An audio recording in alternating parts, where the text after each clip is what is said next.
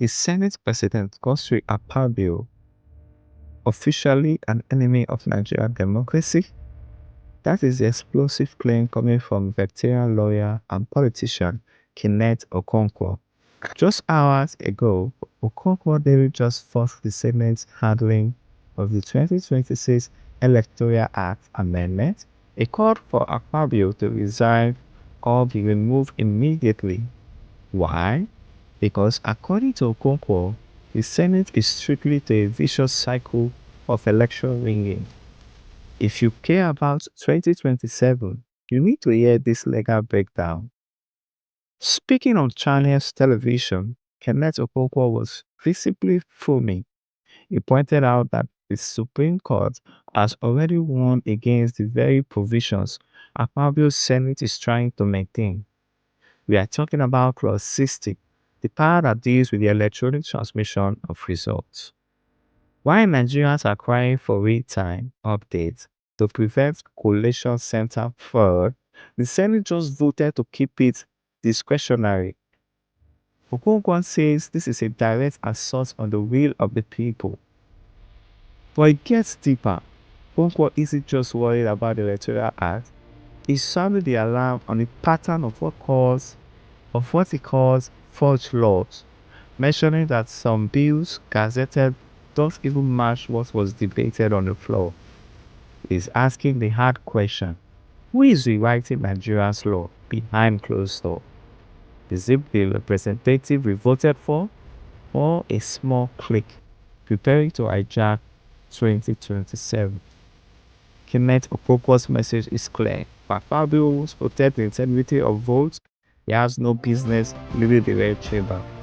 But what do you think? Is Okonkwo right to call for his removal, or is the Senate just being pragmatic? Drop a comment. Well, let's say that it's pathetic, it's depressing, and very irritating that the Senate President, that is the first amongst equals, he's just a senator, that his own colleagues chose to preside over them, will unilaterally, in cahoot with some of his gang in the National Senate, try to cunningly and surreptitiously overrule the entire Senate. Now, let us even say the whole idea of Electoral Act 2022 was to introduce technology and electronic transmission of results. That is the whole reason for it. If you recall, President Buhari, the first time they amended the act without putting the provision for the electronic transfer, he refused to assent to it until they put that provision.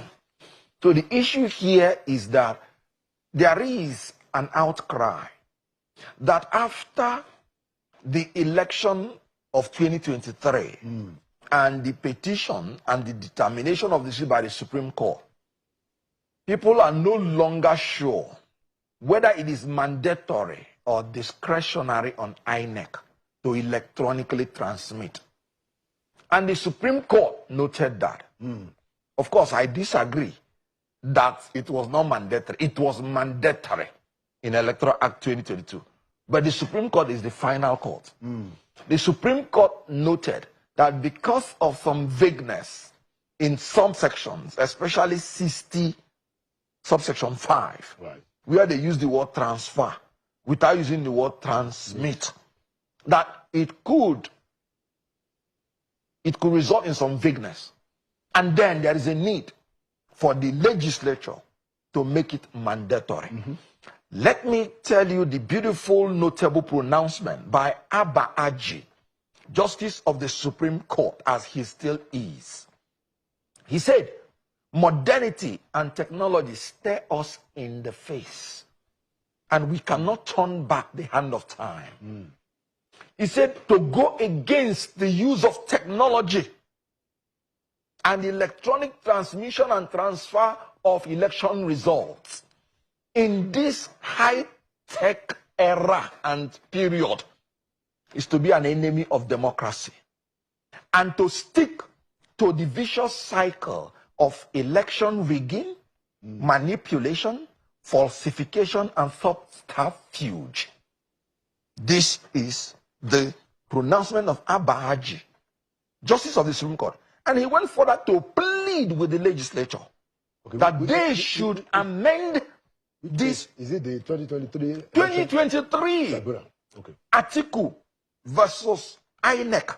Okay. Number 2, 2023. Okay. 19 Nigeria Weekly Law Report, part 1917. Right. 761 at page 876.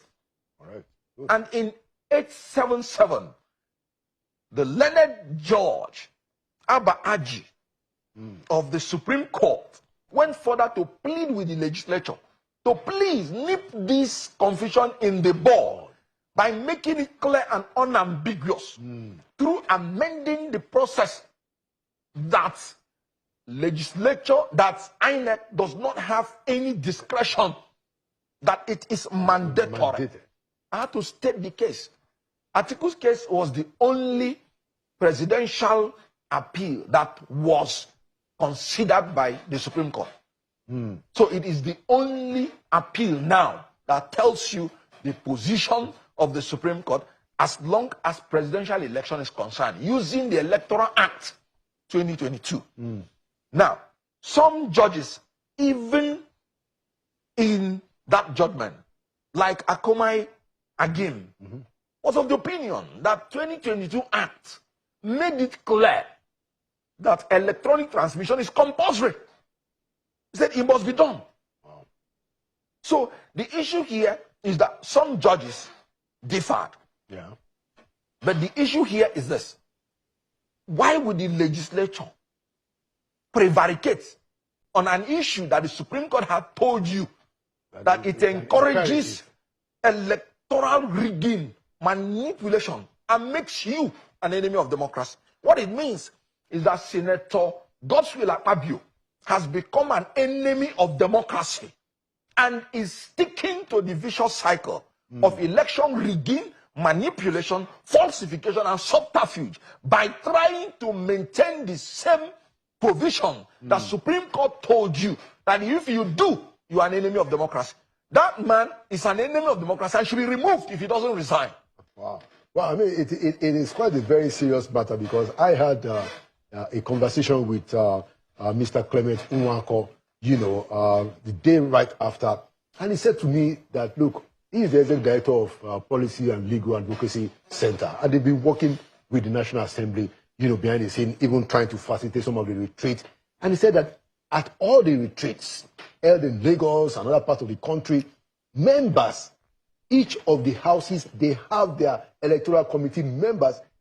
As a matter of fact, Senator Lalong, who was the DG for APC presidential election in 2023, was the chairman of the Senate Electoral Committee, and they all endorsed. They all endorsed this idea. Yeah, mandatory transmission. So Absolutely. That is why many Nigerians, are quite outraged. It is unbelievable. So the next question I'd like to ask you is that. Yes. I know that, I don't know whether you are quite a politician, you are a new breed of politician. How is it possible? Yes. Ken. Yes. That the Senate President can have that kind, let's even forget the audacity. Well, how can he prevail when the Committee of Senate had recommended something that is different? How does that even happen? In one word, corruption. When people hear corruption, they always rush to think it is only financial. No. Corruption is the abuse of public office for private gain. Corruption, the whole idea is for self-preservation. The whole idea is that they know they've lost the support of the Nigerian people. And so they want to rig the 2027 election before it even started. Look at shifting the notice, the time INEC will give notice. By half. No, what sense does it make? You know why? Because if they conduct their primary earlier, People who will be dissatisfied because they are going to implode will have the opportunity to find alternatives before the time. So they want Personal gain. So they want to cut everything in order to make sure that they survive. Private gain. So this is simply corruption. And if you witnessed the proceeding of the House, you saw the way he just told somebody, move a motion, another second. Those in support say, Yeah. Look, if you have been in such parliament, and I'm telling you the truth, at times people will be just discussing because they know what they have already agreed on. So they will just be saying, I, in all this. They will not know attention to that some evil has been done. Let me tell you something. Even if Tinubu comes out unopposed in 2027, he will fail. Because our constitution is clear. That even if you are the only person that came out, they will still ask Nigerians to vote whether yes or no. Right. That you will, more people will vote no. How can you vote yes? No, let me tell you. Would there be any person that is sane that will transport himself under the new flight ticket cost of Tinubu, 500,000 naira, to go to his village, to go to the cubicle, to vote for Tinubu? No, is it possible? Okay, without preempting things. The person cannot even travel through the land because he will be afraid that he will be terrorized, kidnapped, or killed. The person cannot travel through the air because he can't afford the air ticket. The person cannot travel through the sea because, one, river may not have reached his village, and even if he travels, he would die. Can't you? You're hearing about boats capsizing every day. Especially in Niger State. But the problem, So it is hopeless. And they now want to rig the election before it starts. And they are making a mess of the Electoral Act 2022. Let me tell you, without mandatory electronic transmission of results, there is no Electoral Act that encourages technology. okay. And INEC itself, of course, you know, the only reason we are doing this is because everybody has lost confidence in INEC. In that Supreme Court judgment, Justice Nyango Koro, Justice of the Supreme Court, as he still is, he said, truth be told, that the non-transmission of the election results into the INEC ReV portal in real time, electronically, reduced the confidence of the people in the election. And so what it means is that even the Supreme Court has understood that people lost confidence in that election because this was not electronically transmitted. And there is a Senate President, because the legislature is the foundation of democracy, is the gatekeeper of democracy. The reason America is still standing today is because of the legislature that has refused to be compromised. Of course. And you have a Senate President who wants to rig election, who wants to manipulate election by Supreme Court's own submission, who wants Nigerians to lose confidence in the election. Because the Supreme Court has told you that the best way to make sure that the people have confidence in the election is immediately you finish in the polling unit, let them see their result in their own phone. And let me tell you, when people are debating, the legislature should better have an interpretative clause to every word they use. I told you that, in my own opinion, there were substantial provisions that made it mandatory for INEC to transfer and transmit. Section 62, good. Section 62, verse 2. Section 62, subsection 2 is very clear. He said, INEC shall compile, maintain, and update on a continuous basis a register of election results, to be known as National Electronic Register of Election Results, which shall be a distinct database and a repository of polling unit by polling unit results, including collated results of any election organized by INEC. And they should maintain the electronic copy at their headquarters. What else do you need? That's what the law says. Even Section 62. Now, the Supreme Court now picked Section 62(1) and said this represents a manual transfer. And Section 62(2) which is the completion of the electronic transfer, you say no, it is post-election process. No.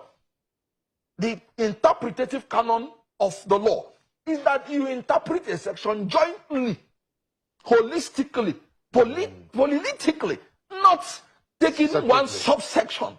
One section is one section. So if the Supreme Court took 62.1, they must take 62.2 to complete the hybrid nature. That is actually the collation system they're talking about. 62.2. And they said on a continuous basis. Do you know what that means? Immediately you finish the election, transmit the polling unit. And each collation you finish, you transmit. So each level of collation is using that data, which they said repository of election result, to be used to guide you. Okay, you know, but then, because of that nebulosity, that confusion, there is nothing wrong in the legislature confirming it by amending it so that it will leave nobody in doubt. All right, good. Let's move on, because I wanted to also talk about a few other things, you know, and our time is fast, going very fast.